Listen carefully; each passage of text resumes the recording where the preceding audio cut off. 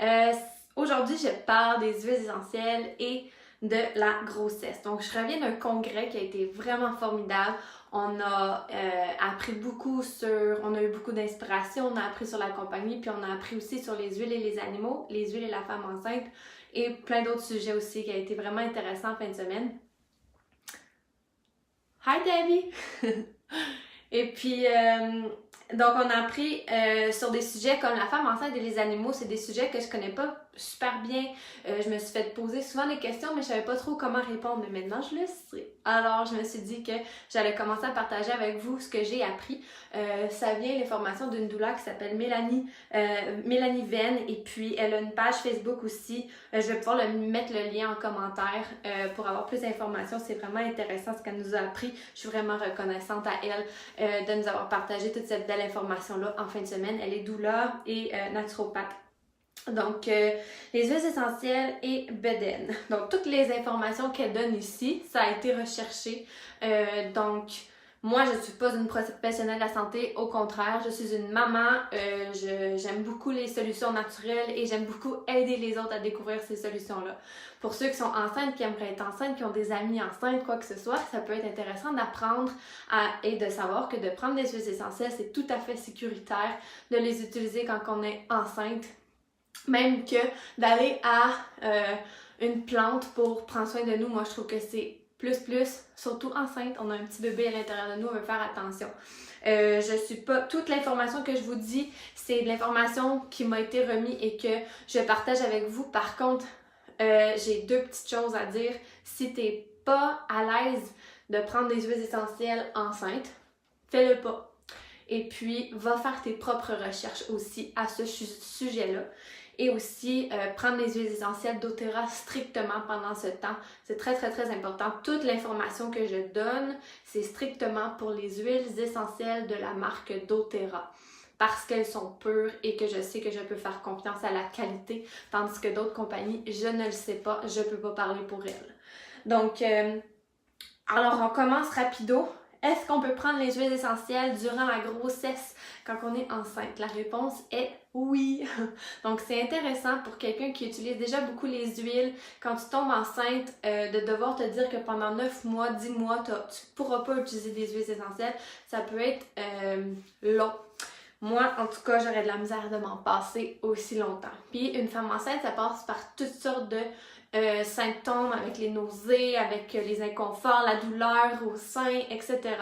Donc, il y a des façons qu'on peut s'aider, il y a des façons qu'on peut s'écouter, aider notre corps à ce que ça aille mieux pour qu'on puisse apprécier notre temps avec le bébé dans notre ventre. Donc, alors, est-ce que je peux utiliser les huiles essentielles pendant la grossesse? Oui, certainement. Les huiles doTERRA, oui. Donc, comment est-ce qu'on peut les utiliser? Bien, vous pouvez les utiliser de façon aromatique, donc dans un diffuseur ou bien une goutte dans les mains qu'on vient respirer. Vous pouvez les utiliser de façon topique. On va mettre les huiles sur la peau pour une raison, exemple des nausées. On pourrait appliquer le long du ventre pour aider les nausées. Diluer, on va la diluer, l'huile essentielle. On peut aussi les prendre à l'interne, on peut les ingérer, on peut les prendre dans de l'eau, on peut les prendre dans une capsule. Donc, il y a cette façon-là aussi de pouvoir les prendre. Encore une fois, on veut des huiles qui sont certifiées pures. Donc, je vous suggère, en fait, je parle uniquement des huiles essentielles doTERRA ici. Comme j'ai déjà dit, je ne peux pas parler d'une autre compagnie. La dilution, on suggère une goutte d'huile essentielle pour 3 gouttes d'une huile porteuse. Exemple, j'aime beaucoup utiliser l'huile de coco fractionnée, qui est une huile de coco qui reste liquide, qui soit chaude ou froide. Donc, une goutte d'huile essentielle pour 3 gouttes d'huile porteuse qui va venir diluer l'huile essentielle. Ensuite de ça, il y a des trucs qu'on peut faire pour aider aussi notre fertilité avant même de tomber enceinte. Donc, premièrement, les suppléments, ça va vraiment aider d'avoir une nutrition bien complète. Avec les suppléments qui sont faits à base de plantes, pas copiés chimiquement, synthétiquement, on peut venir améliorer notre fertilité. Ben oui. Donc, si, admettons, vous prenez les LLV, les suppléments que j'aime beaucoup prendre de doTERRA, on va venir compléter avec 500 mg d'acide folique aussi, parce que l'acide folique, c'est intéressant. Allô? Les thérasimes aussi, c'est des enzymes digestives. Ça va aider à assimiler la nourriture, qu'on a une bonne assimilation des nutriments dans nos intestins. Les probiotiques, pour avoir une bonne flore intestinale, ça va aussi aider la fertilité. Et les phytoestrogènes, pour balancer les hormones pendant ce temps. Donc, voilà. Ensuite de ça, le premier trimestre qui commence. On est enceinte, on a appris cette belle nouvelle. Est-ce que je dois arrêter d'utiliser les huiles essentielles pendant ce premier trimestre? Bien non. Tu n'as pas besoin d'arrêter. L'exception, ce serait l'huile essentielle de sauge sclarée. En anglais, c'est clary sage. Celle-là, on va passer. On va passer pour cette huile-là. Pourquoi? Parce qu'il y a des contradictions. Là, c'est pas tout à fait sûr. Il y a beaucoup de gens qui l'ont pris, celle de doTERRA, et qu'il n'y a pas eu de problème. Il y en a qui disent que ça pourrait favoriser un accouchement précoce qu'on veut pas. Mais donc, on va l'éviter celle-là, juste pour être certaine. Alors, premier trimestre, on a des inconforts qui commencent. C'est quoi qu'on connaît le plus? En fait, je vais en nommer 3 qu'on a souvent. La fatigue embarque, c'est donc merveilleux. Les nausées. Les nausées au premier trimestre peuvent être plus forts que le restant de la grossesse. Et la sensibilité des seins qui se préparent pour nourrir bébé. Donc, ça peut être ces inconforts-là qu'on a. Alors, qu'est-ce qu'on peut faire pour s'aider avec ça? Le matin, pour la fatigue, on peut venir prendre des huiles essentielles pour s'aider à avoir une énergie. Donc, les suppléments que j'ai déjà mentionnés vont vraiment aider énormément pour l'énergie. On veut les prendre pendant la grossesse, comme on se fait souvent prescrire des vitamines de grossesse. Moi, j'ai pris les Pregvit quand j'étais enceinte. Avoir eu les suppléments LLV, c'est certain que j'aurais pris ça. Puis j'aurais donc aimé ça parce que je trouve que les Pregvit n'étaient pas assez pour me donner de l'énergie. Alors, qu'est-ce qu'on peut faire avec les huiles le matin pour la fatigue qu'on a au premier trimestre? Premièrement, l'huile essentielle d'orange sauvage, l'amande poivrée, pamplemousse ou même l'huile essentielle Motivate. Ce sont toutes des huiles qui peuvent aider à donner de l'énergie, puis on peut la mettre sur la plante des pieds. Donc ça serait la chose qu'on pourrait faire dès qu'on se lève le matin, de mettre ces huiles-là sous les pieds. En soirée, on peut venir diffuser du ylang-ylang ou bien du vétiver, de la lavande, peace, n'importe quelle huile essentielle qui va nous aider à avoir un bon sommeil profond. Parce que si on dort bien, la fatigue va être moins présente le lendemain. Et puis, on peut aussi prendre une gélule à l'interne qui s'appelle la gélule de sérénité. C'est des huiles essentielles très, très, très calmantes qui sont faites en gélule, faciles à ingérer. On peut prendre ça pour avoir un meilleur sommeil.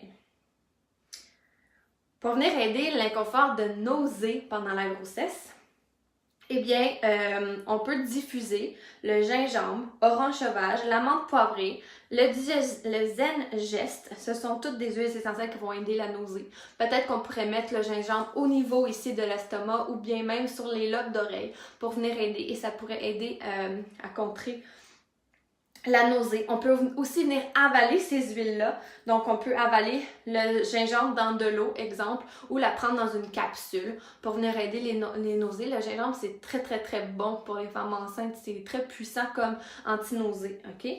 On peut appliquer dilué sur le haut de l'estomac. Donc, on dilue toujours une huile essentielle dans une huile porteuse, comme de l'huile de coco ou même de l'huile d'olive pourrait faire si on n'a rien d'autre.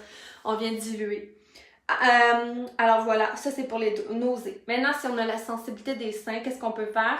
On peut venir masser des huiles essentielles pour nous aider, comme hélichré, géranium, bergamote. On dilue soit dans une huile de massage ou dans une crème ou dans une huile de coco. On pourrait se faire des compresses aux huiles essentielles et même prendre des bains avec aussi des huiles essentielles qu'on vient diluer et du sel d'Epsom. Maintenant, le deuxième trimestre embarque et apporte des inconforts similaires au premier, mais des fois peut apporter des nouvelles.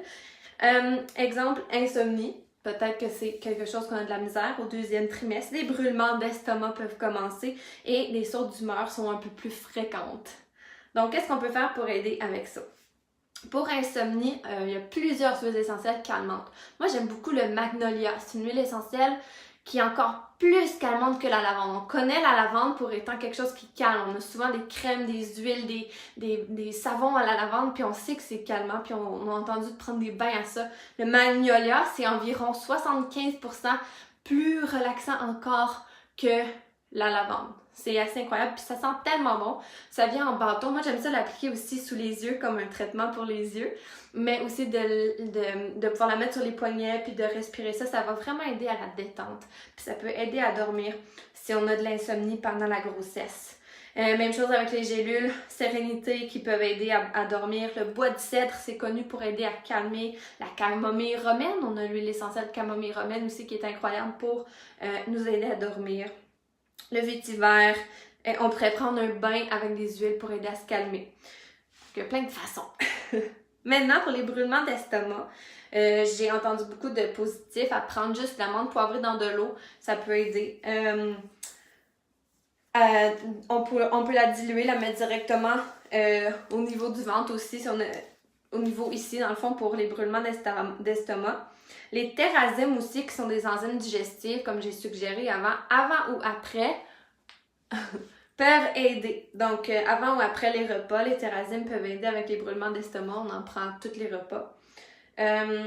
L'orange sauvage et l'amande poivrée sous la langue peuvent aider avec le brûlement d'estomac aussi. Maintenant, sautes d'humeur, qui sont des symptômes connus, moins agréables des fois. Hein? Ben, en fait, je pense pas qu'ils sont tous... Il n'y en a aucun agréable, mais les sautes d'humeur, pour moi, ça a été féroce pendant la grossesse. Donc, le Balance, c'est une huile essentielle, un synergie. Donc, il y a plusieurs huiles dans cette huile-là qui favorisent d'ancrer nos émotions, de se calmer dans le fond. Et puis, ça peut vraiment venir aider les sautes d'humeur. Je l'aime beaucoup, beaucoup. Le citron dans l'eau à tous les jours peuvent aider aussi. Le ylang-ylang, le géranium, le whisper, le clary calm, ce sont toutes des huiles essentielles doTERRA qui peuvent venir grandement aider les sautes d'humeur. Je vais vite parce qu'il y a tellement de trucs qu'on pourrait dire puis ça se répète un peu pas mal. Au 3e trimestre, est-ce que je dois arrêter d'utiliser les huiles essentielles au 3e trimestre? Non plus! Les inconforts qu'on peut avoir, c'est de l'indigestion, des hémorroïdes, de l'œdème. Donc, qu'est-ce qu'on peut faire au 3e trimestre? Il y en a qui préfèrent diminuer la prise de menthe poivrée parce que ça pourrait venir affecter la quantité de lait qu'on produit. Il y en a pour qui que ça l'a pas du tout affecté, il y en a pour qui que oui. Alors c'est pour ça qu'on préfère dire de juste pas prendre la menthe poivrée pour être sûr que la production de lait est top. Donc, qu'est-ce qu'on peut faire quand on fait de la rétention d'eau? On pourrait prendre beaucoup de citron, mais en fait on pourrait mettre du citron dans notre eau ou du pamplemousse dans notre eau qui va vraiment aider à réduire l'inflammation. Donc j'aime beaucoup moi le pamplemousse, je trouve que ça goûte super bon. Une goutte dans la bouteille d'eau, ça l'ajoute un goût super, surtout si on aime ça boire. Si on veut boire de l'eau, mais on n'aime pas trop le goût de l'eau, tu sais. On peut rajouter une goutte de pamplemousse qui va aider à améliorer le goût. On pourrait se masser les jambes aussi avec des huiles essentielles qui vont favoriser une réaction anti-inflammatoire comme l'encens. L'huile essentielle d'encens est connue pour ça. On pourrait la masser avec une crème neutre ou une huile comme l'huile de coco. Alors, indigestion, ça ressemble un peu aux nausées et tout. La même chose avec la menthe poivrée, l'orange sauvage qu'on pourrait appliquer au ventre, qu'on pourrait prendre dans de l'eau. On pourrait diffuser de la menthe poivrée, de l'orange, du Zengest. Toutes ces huiles-là vont aider avec l'indigestion. On pourrait avaler certaines huiles essentielles. Ça ressemble vraiment à celle de la nausée que j'ai dit tantôt, dans le fond. Pour les hémorroïdes, pendant la grossesse, qu'est-ce qu'on peut faire pour aider? En fait, Mélanie nous a donné une petite recette et je la partage avec vous. Mélangez 2 gouttes de chaque délicryse, cyprès et géranium. On mélange 2 gouttes de chaque avec de l'huile de coco et de l'aloès. Et on va pouvoir appliquer ce mélange-là sur les hémorroïdes avec un coton ouate 1 à 2 fois par jour et ou après chaque selle. Donc, ça pourrait être une recette pour venir donner beaucoup de soulagement. Et aussi, pour aider à prévenir ça, on va pouvoir prendre une goutte de Zengest sous la langue pour aider à la digestion et à favoriser que ça passe bien dans les intestins. Ensuite de ça, donc voilà la grossesse, on a vu on a vu 3 trimestres, le premier, le deuxième et le 3e trimestre. Et je voulais vous dire aussi qu'il y a beaucoup d'huiles essentielles qu'on peut prendre pour aider après avoir accouché. J'ai eu un postpartum très, très, très difficile. J'aurais donc aimé avoir des huiles essentielles à ce moment-là de ma vie. c'était pas encore le cas. Mais il y a des huiles essentielles qu'on peut prendre pour venir aider vraiment notre postpartum dans le fond. Et puis moi, j'ai fait un postpartum sévère en anxiété, donc j'étais très nerveuse, anxieuse. Et puis donc pour des troubles d'humeur, il y a des huiles essentielles qu'on peut prendre qui vont vraiment venir nous aider à nous calmer, puis à ce qu'on puisse apprécier le moment après que le bébé soit arrivé dans ce monde avec les huiles essentielles. Alors, je vais terminer ici. Il y a encore tellement de choses que je pourrais dire, mais je veux garder ça pas trop long pour qu'on puisse bien regarder la vidéo. Ça donne plein d'informations. Posez-moi des questions si vous en avez. Puis là, je voulais faire un petit tirage dans le fond pour tous ceux qui regardent la vidéo. Si tu connais quelqu'un qui est enceinte, si tu connais quelqu'un qui a accouché récemment ou qui aimerait être enceinte, tu peux la taguer en commentaire, aimer ma vidéo et aimer ma page au naturel. Et puis, ça va t'entrer dans un tirage pour gagner justement le pamplemousse qui est excellent à avoir dans de l'eau pour aider, comme j'ai dit, la rétention d'eau, la digestion, favoriser une meilleure énergie aussi. Puis, ça goûte super bon. Ça fait que ton eau goûte meilleure. Donc, ouais. Alors, c'est le pamplemousse en cadeau. Alors, si tu fais ces 3 étapes-là, tu aimes ma page ou mon Instagram au naturel, que tu commentes, que tu tagues quelqu'un en commentaire qui est soit enceinte, aimerait être enceinte prochainement et ou a été enceinte récemment, eh bien, puis que tu aimes la vidéo, dans le fond, où tu vas pouvoir avoir une menthe, en fait, pamplemousse. Voyons, j'ai de la misère à parler en ce moment. Donc, pamplemousse en cadeau, puis je vais vous contacter, dans le fond, par message privé.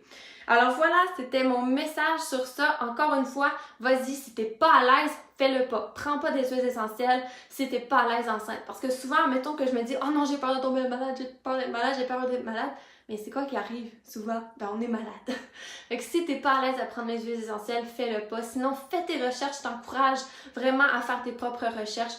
Prends la décision si tu veux prendre des huiles pour t'aider, pour toi, puis sois bien avec ça.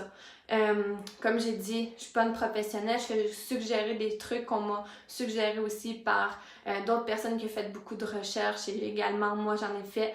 Mais je t'encourage à faire les tiennes, puis je te dis, il y a beaucoup d'aide qu'on peut avoir avec nos huiles, c'est assez extraordinaire.